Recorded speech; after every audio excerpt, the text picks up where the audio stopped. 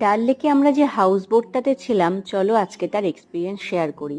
অনেকেই বলে শীতকালে হাউস বোটে থাকলে ঠান্ডা লাগে, কিন্তু হাউস বোটগুলো এত কোজি হয় না, ঠান্ডা লাগে না। এটা ছিল সিটিং এরিয়া। এরপরে আমরা দেখে নিব ডাইনিং এরিয়া। এটা ছিল ডাইনিং এরিয়া। বেশ বড় ছিল হাউস বোটটা। সিটিং এরিয়া, ডাইনিং এরিয়া দুটোই কিন্তু বেশ বড়। এরপর ছিল প্যাসেজ এরিয়া। প্যাসেজ এরিয়ার এখানে তিনটে পরপর রুম ছিল। একটা রুমে অন্য কাপল ছিল, বাকি দুটো রুমে ছিলাম আমরা। এই রুমটাতে দেখতেই পাচ্ছ সোফা আছে, টেবিল আছে, একটা বড় খাট আছে। আর এটা হলো সেকেন্ড রুম। এই রুমটাও কিন্তু বেশ বড়। এটা ডবল বেড আছে, একটা সিঙ্গেল বেড আছে।